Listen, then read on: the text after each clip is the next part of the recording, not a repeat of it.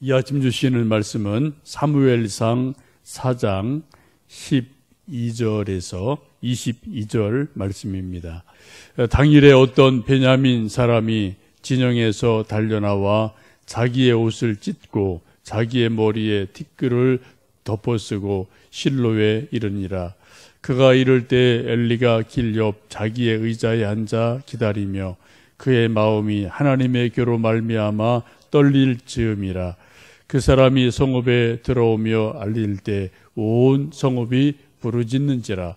엘리가 그 부르짖는 소리를 듣고 이르되 이 떠드는 소리는 어찌 됨이냐.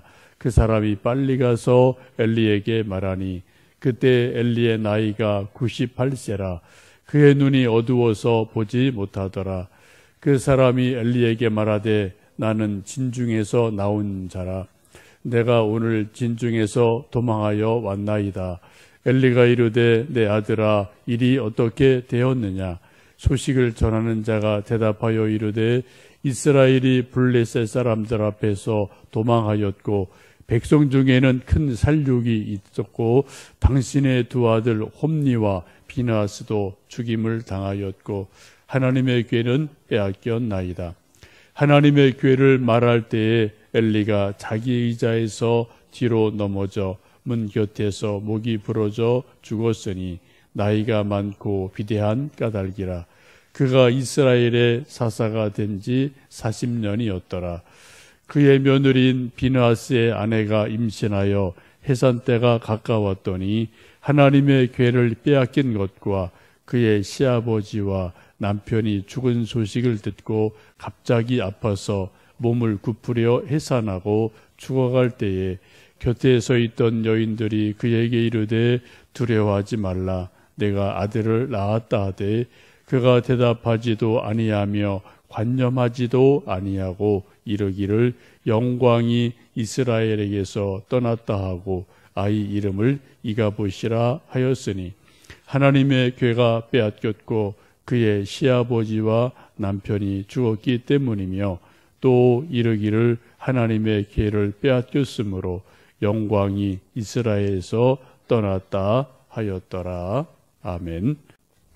우리가 가끔 게임하는 것 중에 도미노 게임이라는 것이 있습니다.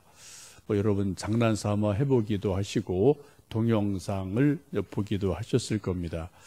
쭉 뭐를 10개, 20개, 100개, 1000개 이렇게 세워놓고 하나 첫 번째 것을 툭 건드리면 그것이 넘어지면서 옆에 있는 것을 또 넘어뜨리면 주르륵 해서 그 뒤에 끝까지 전체가 넘어지는 것이죠. 요즘은 이런 것을 또 재미로 전문가로 하는 사람이 많아서 재미있는 동영상들이 여러분 핸드폰 도미노 하고 동영상 치시면은 여러 가지 그러한 모습을 보실 수 있을 겁니다. 도미노를 한자로 우리식으로 말한다면 설상가상 또 엎친 데 덮친 격으로라고 말할 수 있겠죠. 도미노 게임은 재미있습니다. 눈으로 보기도 재미나고 별의별 희한한 것이 있어서 여기서 저기까지 이렇게 쭉 점프하고 또 넘어뜨리는 것도 있고 수많은 재미난 것이 있지만 실제 우리 삶에 어려운 일이 연거푸 일어날 때가 인생을 살다 보면 종종 누구에게나 있게 되죠.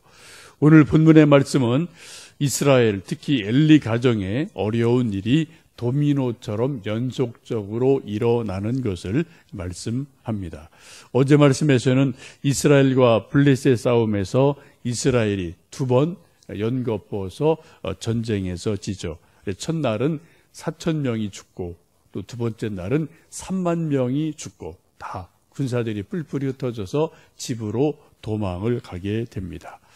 그 전쟁에서 불행하게도 제사장 홈니 비느하스도 죽게 되고 더 큰 문제는 하나님의 법궤를 이방인 블레셋에게 빼앗기는 그런 큰 일이 일어나죠. 이런 것은 이스라엘 역사상 전무후무한 그러한 일이고 나중에 이제 바벨론 포로로 잡혀갈 때 또 이러한 일이 일어나는 성경에 보면 딱 2번 나오죠. 이때 하나님의 법궤를 빼앗긴 일, 그리고 바벨론 포로로 잡혀갈 때 빼앗기는 일 2번이 성경에 있습니다. 우리가 궁금한 것은 왜 하나님께서 하나님 자신의 그 임재를 나타내는 그 거룩한 법궤가 이방인의 손에 빼앗기는데 하나님이 가만히 계셨을까?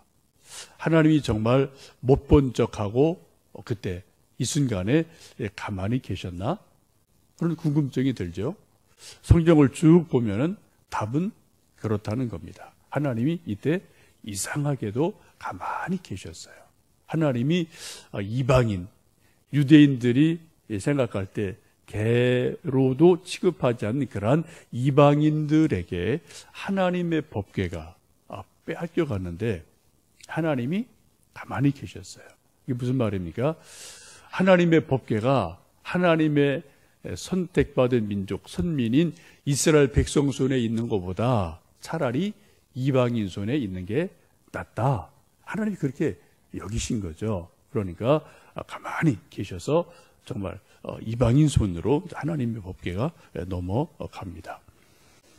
하나님께서 우리 인생에 깊이 개입하실 때도 있지만 성경을 보든 또 우리 인생을 보면은 하나님이 우리 인생의 역사의 개인에 또 가만히 계시고 방임하실 때가 있습니다. 침묵하실 때가 종종 있습니다. 그때가 정말 사실은 어려운 때이죠. 로마서 1장에 보시면 사도 바울이 이렇게 말씀합니다.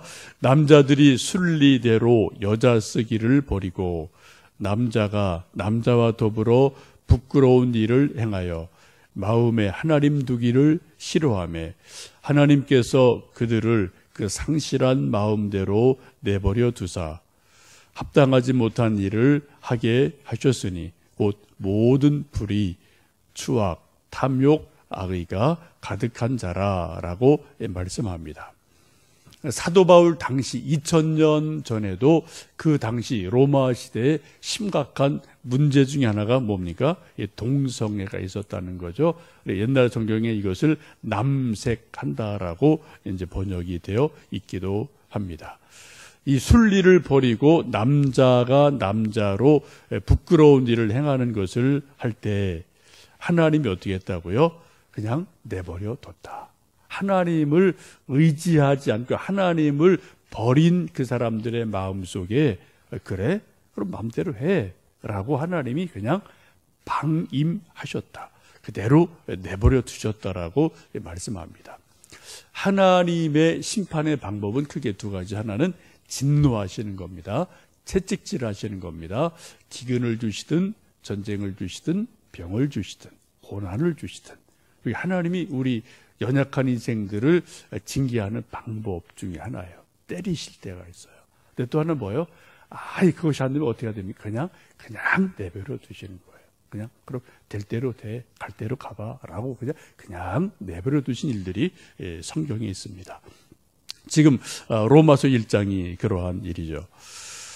제가 이제 여러 우리 교인은 몇 분에게 순장님들 또 운영위원 몇몇 분들 또 이렇게 젊은 분들 몇 분에게는 제가 좀 지난주부터 이렇게 좀 카톡을 좀 보내드렸어요. 여러분 아시지만 매년 6월, 9월 되면 서울시청 앞에서 동성애 축제가 있습니다. 퀴어 축제라고 그러죠. 제가 여러 번 설교 때도 말씀드리고 했는데 올해는 7월 14일 날 이번 토요일인가요? 주일인가요? 이렇게 퀴어 축제를 하는 거로 미리 이쪽 사람들이 먼저 계속 계획하고 있어요. 지금 대구에서는 벌써 했죠. 이건 이제 어떤 시민이 이것은 도덕적으로 또 부모 입장에서 교육적으로 여러 가지로 옳지 않다, 안 된다, 반대한다. 그래서 청와대 가면은 국민청원이라는 난이 있지 않습니까? 거기에 이제 올렸어요. 근데 이것이 이제 많이 사람들이 동감합니다, 나도 반대입니다, 이런 것을 해서 쭉 이제 많이 올렸는데 제가 지난주까지 봤을 때 한 5만, 6만도 안 됐어요. 그래서 저한테도 이제 이렇게 어떤 친구 목사도 보내고 또 이렇게 누구도 보내고 그래서 또 늘 관심 있는 일이어서 저도 이제 거기 이제 반대합니다. 이제 그런 것을 이제 했습니다. 이제 한 사람이 2번 할 수 있어요. 네이버로 들어갈 수 있고 페이스북으로도 들어가서 계정이 다르면 두 번 할 수도 있거든요. 저도 이것을 이제 반대하고 보니까 너무 답답한 거예요. 이게 뭐 기독교인이 뭐 800만, 900만이라고 말하는데 5만, 6만, 7만이 이게 안 넘어가고 도대체 이게 뭐냐. 서울에 있는 소위 뭐 큰 대형 교회 한두 교회만 해도 뭐 20만 훌쩍 넘어가거든요. 근데 저도 모르겠어요. 근데 참 답답한 것은 이런 게 잘 안 돼요. 말은 많이 하는데 요거를 요 손가락 하나 까딱도 안 해요. 그러고 하나님 뭐 어떻게 해주세요 그러거든요. 수많은 사람이. 제가 볼 때 그거는 참 잘못됐다고 저는 봅니다. 최소한 이런 것도 옳은 건 옳은 거다, 아닌 건 아닌 거다라고 우리가 이런 그런 데 들어가서 반대요, 찬성이요 라는 걸 분명히 이거 해줘야 돼요. 이거 안 하면 여러분 그냥 이뚝 한번 이거 무너지면은 우리나라 가정이 다 무너집니다. 여러분 제 가정, 우리 아들, 딸, 손주, 손녀들, 여러분 아들, 딸, 손주, 손녀들 언제 어떻게 될지 몰라요. 남자 데리고 와서 우리 남편이에요, 우리 며느리예요, 이럴 날이 이제 미국에 닥칠 일이거든요. 근데 하여튼 이런 거에 대해 심각한 문제가 있는데 하여튼 뭐 이렇게 별 반응이 없어요. 그래서 저도 이제 막 몸이 달아서 제가 알고 있는 후배들, 옛날 사람들 뭐 여기저기 이제 뭐 제가 수백 군데 카톡을 좀 돌리고 하여튼 이거는 좀 우리가 해야 된다. 그래서 막 격려를 하고 여기저기 했고 아마 수많은 사람들이 그렇게 수고했겠죠. 그런데 다행스럽게 어젯밤에 20만 명이 넘었어요. 계속 여러분 더 하셔야 돼요.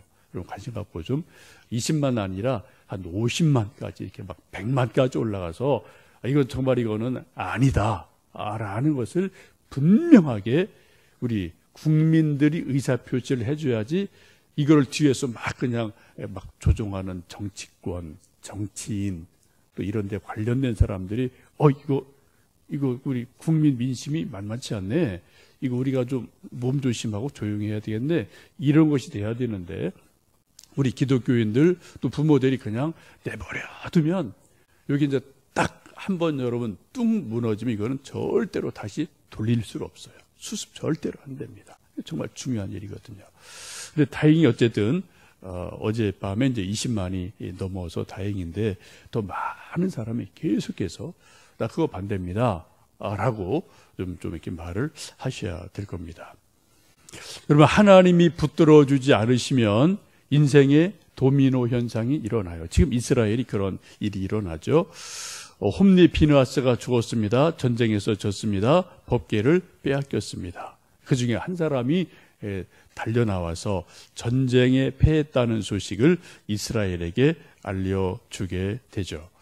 여러분 6.25 때 혹시 서울에 계셨던 분들 6.25 때 인민군에게 서울이 함락되었다라는 소식을 직접 보았던 나중에 함락되고 나중에 발표했죠.